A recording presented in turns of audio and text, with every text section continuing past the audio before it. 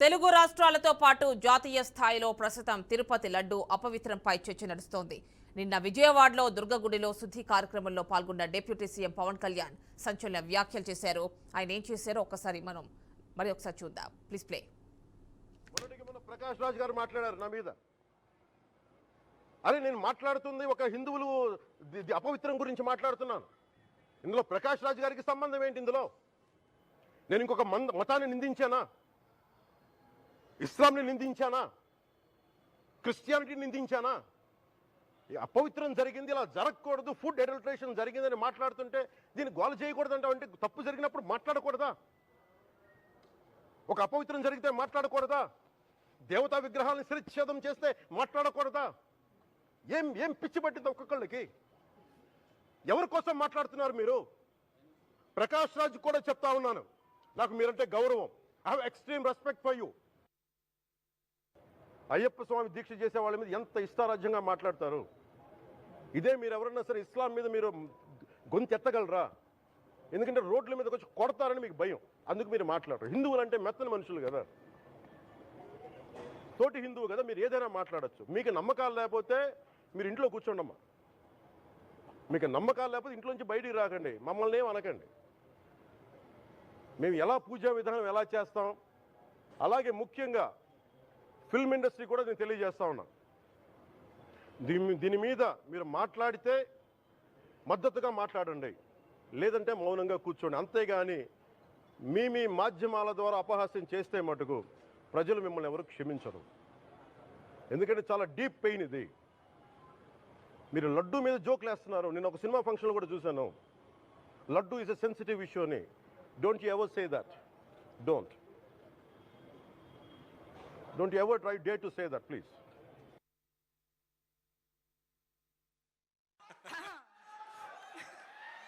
లడ్డు కావాలా నాయనా? ఇంకో లడ్డు కావాలా నాయనా? ఇప్పుడు లడ్డు గురించి మాట్లాడకూడదు, సెన్సిటివ్ టాపిక్, మనకు వద్దు అది.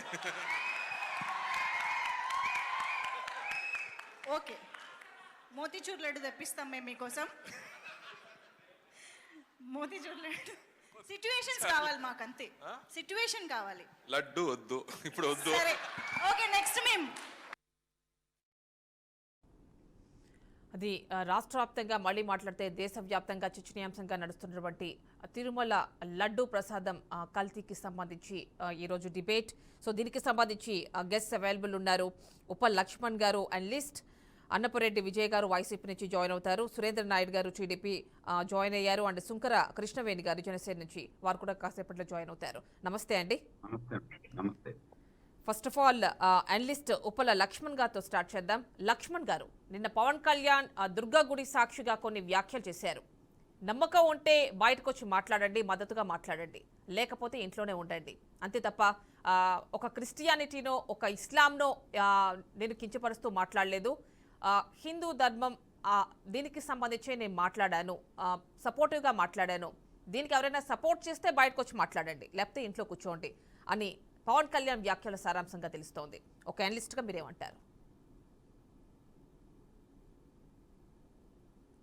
ఎవరైనా కూడా మత విశ్వాసాలు లేని వారు వాళ్ళు అసలు ఇంకా మాట్లాడాల్సినటువంటి అవసరమే లేదు. నీకు మతం మీద నమ్మకమే లేనప్పుడు ఇంకా హిందువులకు సంబంధించిన వాళ్ళు ఏం మాట్లాడుతున్నారు, ఇతర మతస్థులు ఏం మాట్లాడుతున్నారు, వాళ్ళ మతాచారాలు ఏంది, వాళ్ళ యొక్క సంప్రదాయాలు ఏంది, వాళ్ళ ఆచారాలు ఏంది, వాటిని ప్రశ్నించే అధికారం మీకు ఎక్కడ ఉంటది?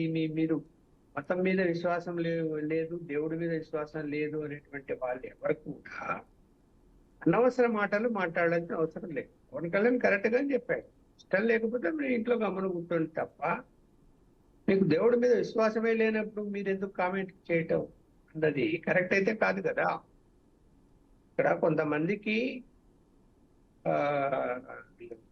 నచ్చదు, వాళ్ళ పద్ధతులు వేరే ఉంటాయి, వాళ్ళ సిద్ధాంతాలు వేరే ఉంటాయి. ఉన్నప్పుడు ఈ ప్రజాస్వామ్య దేశంలో ఎవరి మతాన్ని వాళ్ళు గౌరవించుకోవడం, సంప్రదాయాలు ఆచరించడం అన్నది సహజంగా జరుగుతున్నటువంటి పరిణామాలు, కొత్తగా ఏం లేవు. ఇక్కడ ఒక అపచారం జరిగింది అని హిందూ మతస్థులు అలాగే రాజకీయ పార్టీలు భావిస్తున్నాయి అనుకోండి. వాళ్ళు దానికి తగిన విధంగా ఏదైనా మూమెంట్లన్నీ చేస్తున్నారు. దాంట్లో ఇన్వాల్వ్ కావాల్సిన అవసరం ఏమిటి నీకు? మతం మీదనే విశ్వాసం లేని వ్యక్తులు అవసరమే లేదు కదా. సరే, రాజకీయ కోణంలో అంటే ఏ రాజకీయ పార్టీ వాళ్ళైనా స్పందించవచ్చు, వాళ్ళు మాట్లాడతారు, అది వేరే అంశం. ఇప్పుడు ఏదైనా జరుగుతున్నటువంటి పరిణామాల్లో ఏదైనా లోపాలున్నా, లేకపోతే అనవసరంగా మాట్లాడుతున్న రాజకీయ పార్టీ నాయకులు, ఇంకో రాజకీయ పార్టీ వాళ్ళు, ప్రతిపక్ష పార్టీల వాళ్ళు కూడా విమర్శలు చేయటంలో ఏం తప్పు లేదు, క్వశ్చన్ చేయటంలో కూడా ఏం తప్పు. అంతేగాని ఏ సంబంధము లేదు, మాకు అసలు మతం లేదు, దేవుడు లేదు, మేము మా ఇష్టం వచ్చినట్టు మేము తిరుగుతుంటాము, మా ఇష్టం వచ్చినట్టు మేము ఉంటాము అనేటువంటి వ్యక్తులకి ఇప్పుడు ఈ సమస్య మీద ఎందుకు వాళ్ళు మాట్లాడాల్సిన అవసరం ఏముంది? ఇది విశ్వాసానికి సంబంధించింది. ఓకే, దేవుని యొక్క ప్రసాదాలు, లడ్డూ ప్రసాదంలో కల్తీ జరిగింది అనేటువంటిది మత విశ్వాసానికి సంబంధించినే కదా. దానికి సంబంధించిన ఎవరు రియాక్ట్ కావాలో వాళ్ళు రియాక్ట్ అవుతుంటారు, తప్పును బయట పెడుతుంటారు, అది జరిగేది జరుగుతుంది. వీళ్ళెందుకు మాట్లాడాల్సిన అవసరం ఏముంది? అది అవసరమైతే లేదు, వాళ్ళు మాట్లాడాల్సిన అవసరం లేదు. అంటే ఇప్పుడు మనం చూస్తే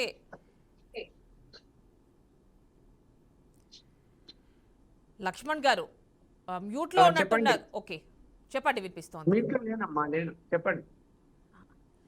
లక్ష్మణ్ గారు, అంటే ఇప్పుడు ఇక్కడ ఆయన కొన్ని వ్యాఖ్యలు చేశారు. పార్టీలకు అతీతంగా మీరు హిందువులైతే అఫ్ కోర్స్ ఆయన ఫ్యాన్స్ ని కూడా ఒక రకంగా ఇన్స్పైర్ చేస్తూ ఆయన రండి, బయటకు రండి, మీకోసమే మీ సినిమాలు చేస్తున్నాం కాబట్టి ఇలాంటి సందర్భంలో మీరు కూడా వచ్చి మాట్లాడాలి, ఎవరైతే హిందువులు ఉన్నారో ఫ్యాన్స్లో అలాంటి వాళ్ళందరూ కూడా వచ్చి మాట్లాడాలి అని కూడా ఆయన మాట్లాడుతున్నారు. నిన్న చేసిన వ్యాఖ్యల్లో అవి కూడా ఉన్నాయి. మరి దానికి సంబంధించి ఒక అనలిస్ట్గా మీరేమంటారు?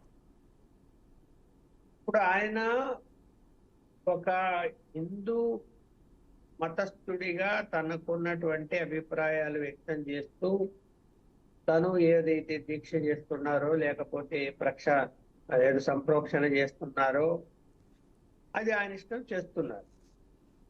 అయితే సినిమాకు సంబంధించినటువంటి అభిమానులను ఆయన యొక్క అభిమానులు, ఆ అభిమానులకు పిలుపు ఇవ్వడం కరెక్ట్ కాదు. సినిమా రంగం వేరు, సినిమా రంగానికి సంబంధించి అభిమానులు ఉంటారు. ఆ అభిమానులు రకరకాల అభిప్రాయాలు, రకరకాల మతస్థుల వారు ఉంటారు, అందులో హిందూ మతస్థులు కూడా ఉంటారు. వాళ్ళకు పిలిపి ఇవ్వడం అయితే కరెక్ట్ కాదు, అది వేరు, ఈ అంశం వేరు. ఒకవేళ పార్టీ పరంగా స్పందించి పార్టీ పరంగా కార్యక్రమాలు చేస్తూ ఉంటే పార్టీ పరంగా పార్టీ కార్యకర్తలను పిలిపించుకోవడంలో కూడా తప్పులేదు. అంతేగాని సినిమా అభిమానులను రియాక్ట్ కాండి అని ఆయన పిలిపి ఇవ్వడం అయితే కరెక్ట్ అయితే కాదు.